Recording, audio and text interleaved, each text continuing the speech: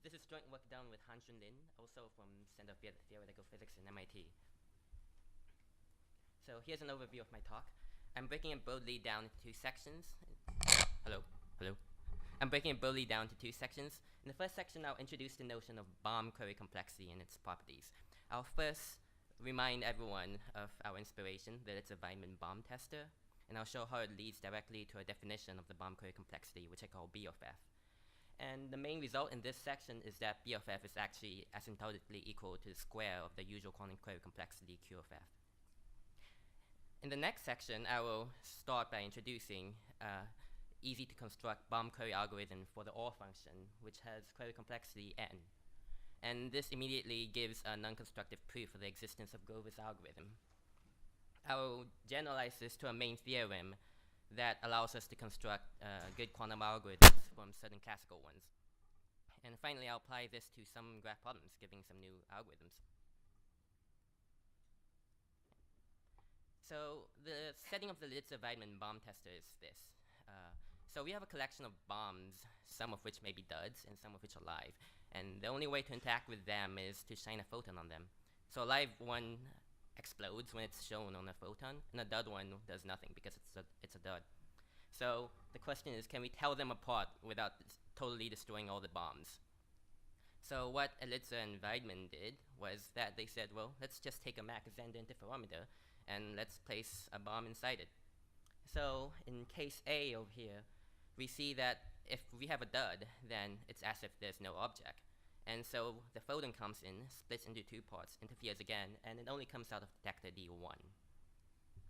On the other hand, in case B, if the bomb is live, then the photon comes in, it splits into two paths. One of the paths is completely blocked off, but the other path goes through, and once it goes through a beam splitter, it goes into either detector D1 or D2. What this means is that if D2 detects a photon, then we know the bomb is live, even though the bomb hasn't exploded because the photon went through the other path. Now, this on its own isn't perfect because there's still a pretty good chance that we blow ourselves up. But so there's a better way of doing this. But before doing so, I'll convert to a circuit model, which is more familiar to everyone. So in the circuit model, if we take a look at this thing, we start with a 0 state, and then we either apply an identity or an x, and then we measure it. In the case of a live bomb, we apply an x, and 0 gets converted to 1. We measure it, and it explodes if it's a 1. If it's a dud, then nothing happens because it's the identity. And the control on the first register over there just means that, well, we can send a photon through a beam splitter to decide whether it goes through the bomb or not. So what was discovered in 1995 was that we can improve the above construction using the quantum Zeno effect. So if we let R of theta be the rotation along the around the x-axis past a very small angle theta, then if we take a look at this construction, the state 0 is rotated slightly to the one direction, then we send it through the bomb. And so what happens is that if the bomb is a dud, then the controlled identity does nothing. And so if we repeat this construction pi over 2 theta times in total, 0 gets rotated all the way to 1. Now, on the other hand, if the bomb is live, then on each execution of this loop, 0 gets rotated to 0 plus something small. But then we send it through the bomb, and if it ever goes through the bomb, it explodes. So the first register is always projected back to 0. And we end up in the 0 state at the very end. The probability of explosion in this case is theta squared, order theta squared for each run of the loop.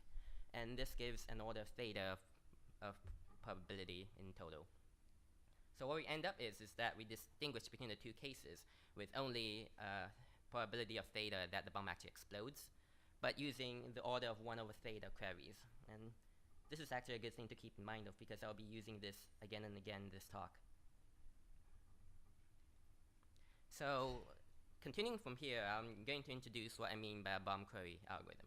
So in a quantum query algorithm, we are usually given a string x hidden as a black box, and what we do is we want to compute a function f that is depending on what the black box string is, using as few queries as possible. So we ask for an index I, for which we want to know what the bit at xi is, and then the black box adds xi to a different register, which I denote as R over here. And it can do this in superposition. So this is what I define as a bomb query. It looks a bit more complicated, and I'll tell you the differences in the next slide. So differences are as follows. So first of all, I add an extra control register, C, that controls whether a query is applied or not. This on its own doesn't make much of a difference, but the other ones do. Next thing is that the register where I store the result has to contain a 0 before I query the hidden string. And finally, after we query the hidden string, I measure result immediately. And if the result is a 1, we say that the bomb has exploded and the algorithm fails. This is as if when we are trying to compute the function f, the black box string x actually has a bomb attached to each of its inputs. And if it's a 0, then it's a dud, and if it's a 1, it's a live bomb. And we want to compute the function f without blowing ourselves up. So this bomb query is equivalent to the circuit where we just ignore the second register and we say that we want to apply this controlled projection, which I denote as px0, controlled on an extra bit c. And px0 is actually just a projection, projecting to the 0 subspace. Projecting to a subspace where xi equals 0. So this would be what a general circuit looks like in the bomb query complexity model. So we apply one round of unitaries, then we send it through the bomb, and then we apply a second round of unitaries, and then we send it through the bomb, and so on, until at the very end we measure one bit to get the final answer. So I'm going to call the minimum number of bomb queries needed to determine some function f with probability of explosion less than some epsilon to be the bomb query complexity b epsilon of f. And later in this talk, I'll often just skip writing epsilon over here, ignore epsilon, and just treat epsilon as a constant. So the main theorem of this section is that we have the relation that b epsilon of f is actually asymptotically equal to q squared over epsilon, where q of f is the normal quantum query complexity. And we can, I proved the upper bound and lower bound in different ways. The upper bound uses the quantum Zeno effect construction earlier from back in 1995. And I proved the lower bound by using the general weighted adversary method first introduced by Ambinus and Hoyer and co-workers.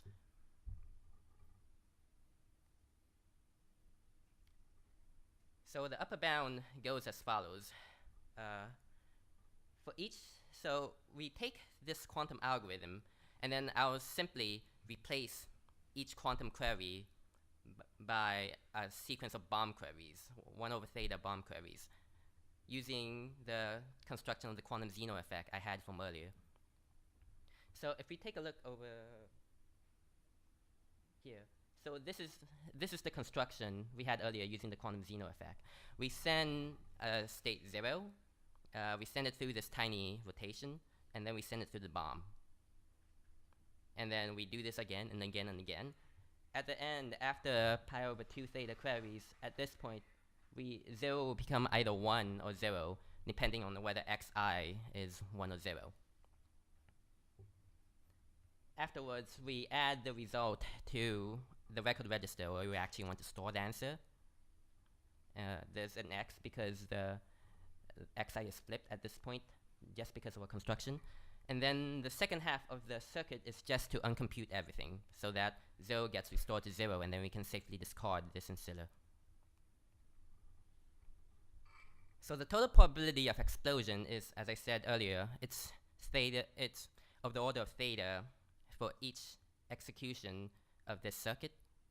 And since we do this q of f times, because that's the number of queries in the quantum query in the quantum query algorithm, this is going to be theta times f in total. And we want this to be less than or equal to epsilon, so we pick theta to be epsilon over Q of F. This means that the total number of bomb queries is 1 over theta times Q of F, because we execute this Q of F times, and that makes it Q of F squared over epsilon. That was the upper bound. Now for the lower bound, we use the general weight adversary method, which I'll only describe in words over here. So we know that from a series of work started by Weikart in 2009, that the general weight adversary bound actually tightly characterizes quantum query complexity. So ADVF is actually just Q of F. But by modifying the Hoyo and coworkers proof in 2007, we can show that B of F is actually lower bounded by the square of the adversary bound. And this immediately implies a lower bound. So this concludes the proof of the main theorem, and I'll now continue to algorithms.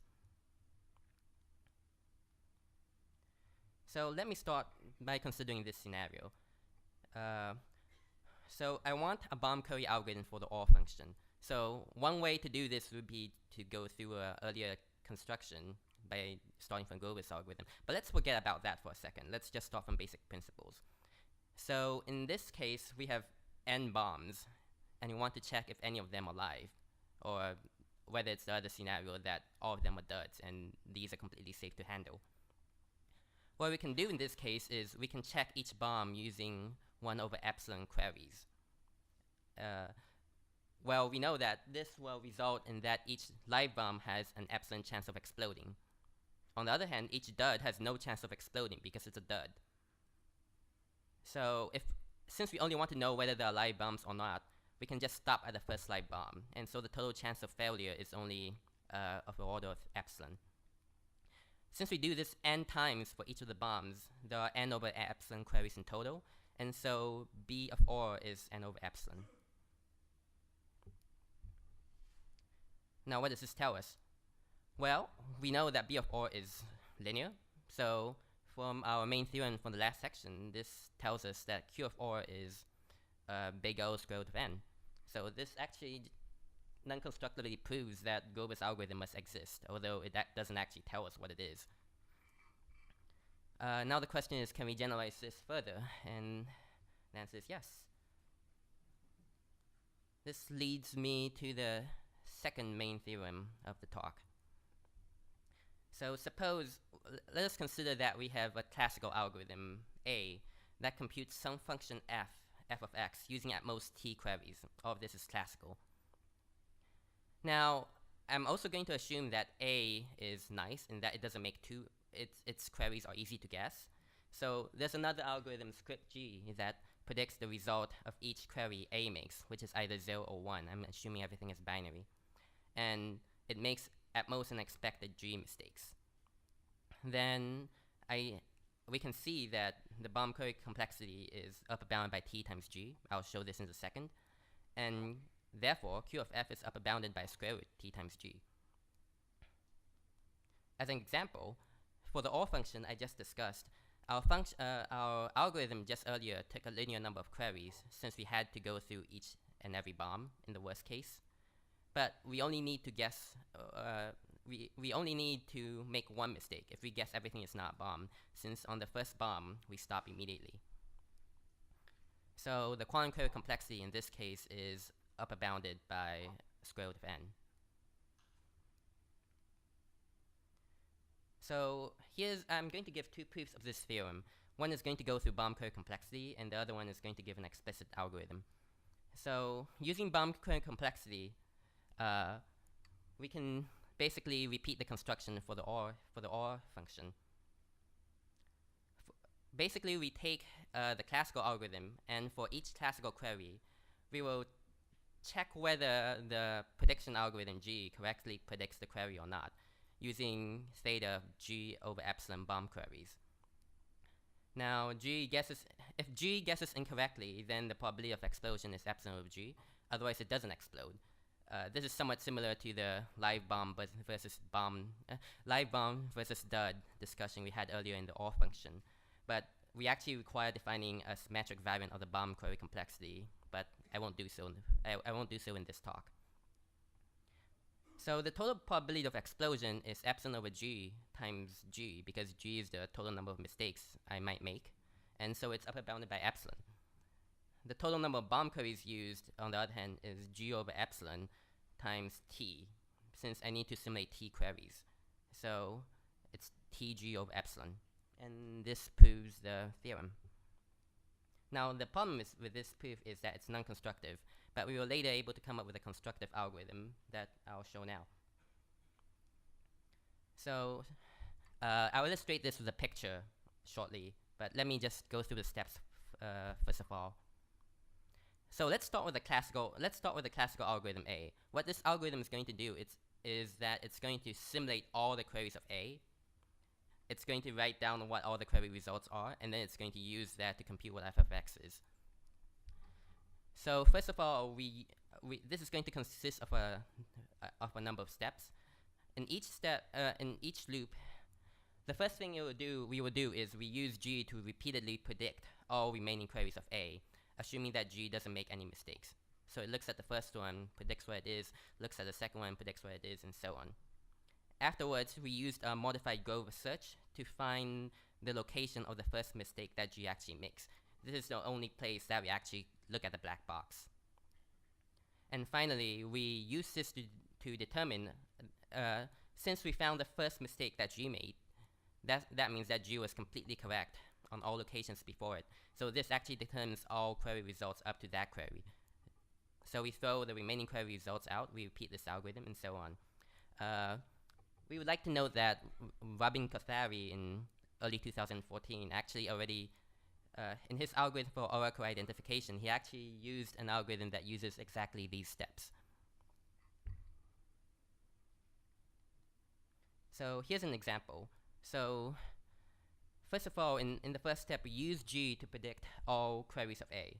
So G looks at what A does. A wants to query the bit at location 2. So G predicts that we will get an answer of 0. So G next looks at location 5. G predicts that it will get an answer of 1, and so on. So assuming that G makes no mistakes, it can just list out all the queries that A is going to make. Afterwards, we perform a modified Grover search to find the first mistake that G actually makes. It turns out that the bit at location 3 was actually 1, not 0 in this situation. So what we can see in this situation is that, well, everything before the fourth query has to be correct. So we fix everything up to the fourth query, and we throw all the remaining query results out. And then we repeat this loop. So we again use G to predict all the queries of A, and we search for the first mistake that G makes, and then we throw all the results out after it, and we keep all the results up to that mistake.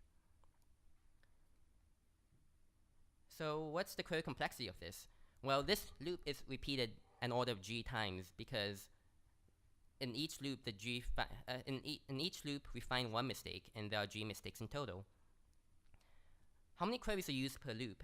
Well, the modified Grover search is going to take square root dj minus 1 queries.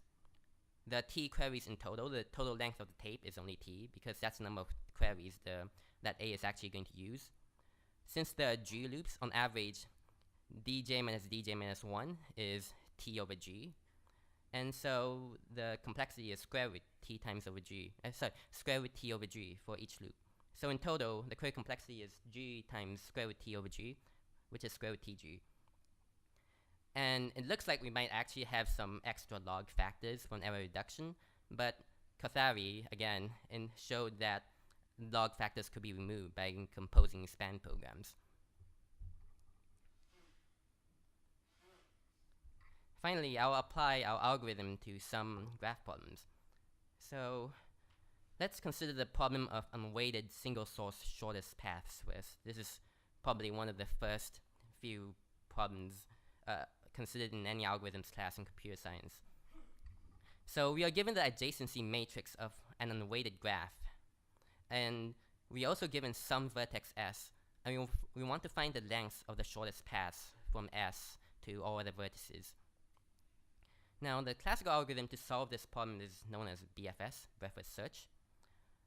And it essentially works as this.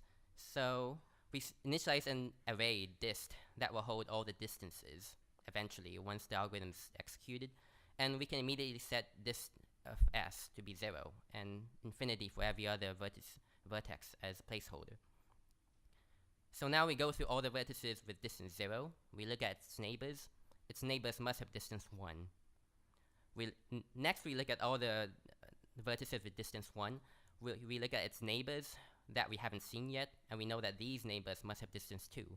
And then we look at next we look at the vertices we just found the distance 2, and so on, until we determine the distance of every single vertex. So let's just throw this into our second main theorem and see what quantum algorithm gives us. So we know the worst case query complexity of breadth first search is n squared. It can't possibly do any worse because there are only n squared vertices. Now, how many guesses does it need how many mistakes does it need? Well, if we always guess that each pair is not an edge, then we only need to make n-1 mistakes, since we only need to discover each vertex once. Once we have determined the distance of some vertex, there's never any need to query any edge that might lead to it again, because we already determined its distance.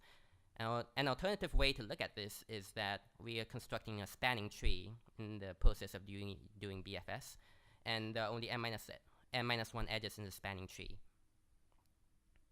So, using our previous theorem, this gives a query complexity of square root t times g, which is of order of n to the 3 halves.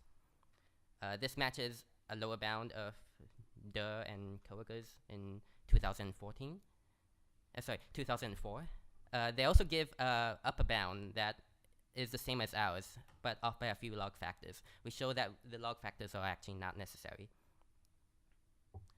We can consider extending this problem a bit by considering what happens if we had k sources instead of just one source. So now we have k vertices, S1 to Sk, and we want to find the distances of from these k vertices to all other vertices. This is a total of k times n numbers. So the classical algorithm we will use is simply to run BFS k times. To analyze its quantum complexity, we see that the number of mistakes you make is k times n-1. But the classical query complexity is still n squared, because you never need to query more than n squared vertices.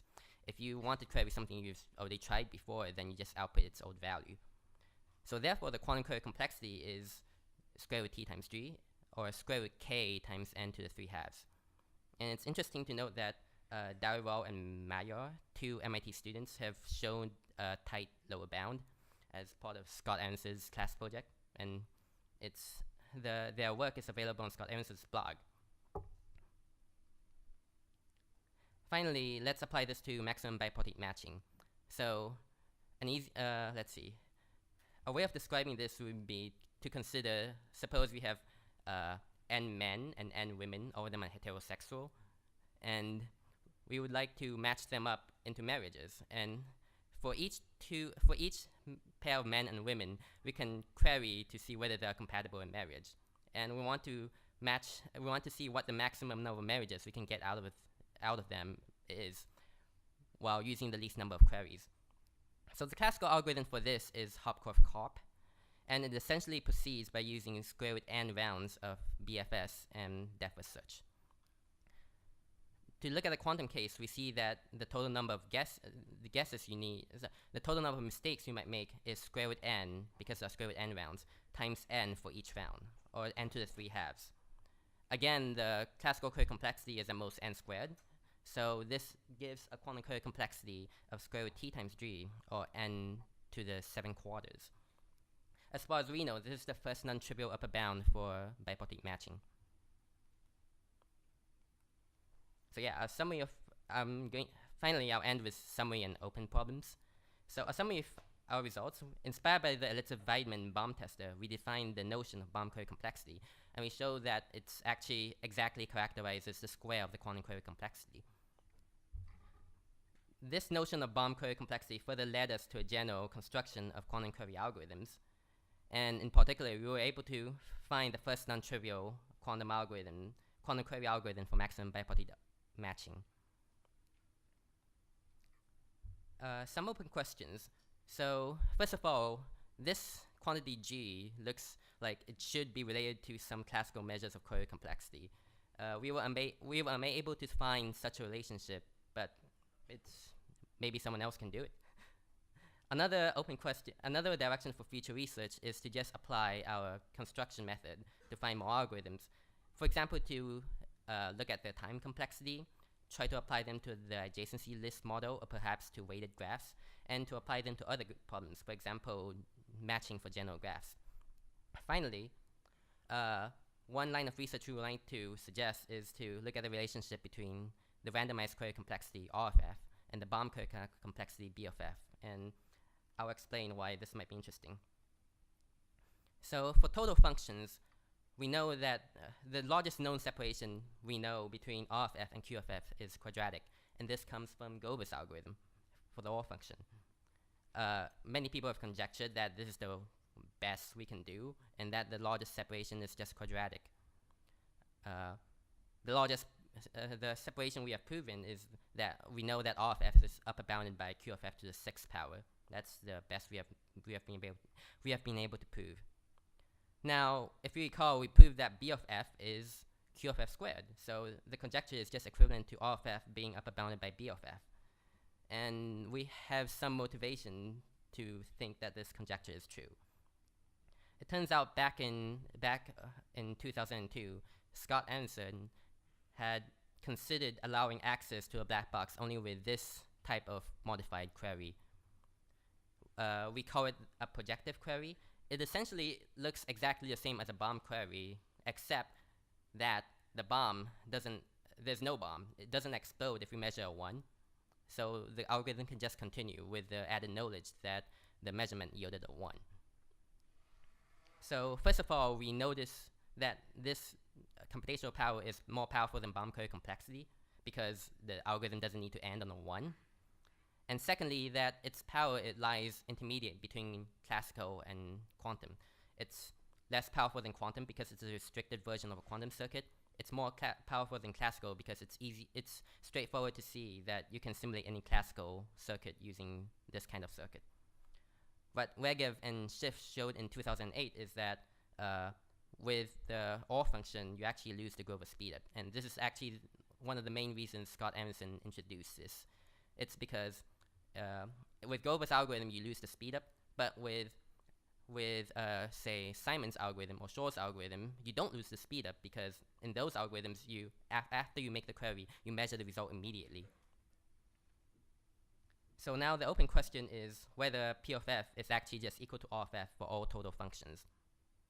And I think this is sufficient motivation to look at this problem.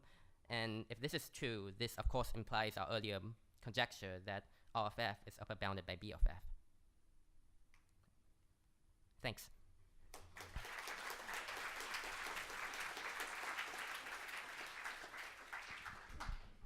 Question?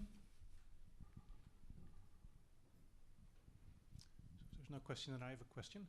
So if you look at Grover's search and the way the query complexity can depend on epsilon, then the optimal bound is actually quite good. So it's like square root of n times log 1 over epsilon, with a log 1 over epsilon inside the square root, which is a lot better than what you get here, right? Because here you get square root of n divided by epsilon. So I think the epsilons are different. Ah. So the epsilon I use is a measure of how much error the bomb can tolerate. So we are willing to tolerate a probability of explosion up to epsilon. There's another different quantity which we call delta, that is the actual error of the algorithm that we are willing to tolerate, and that delta is the same as your epsilon. I see. Yeah. Okay, thanks. Then before we break for lunch, there's an organizational announcement.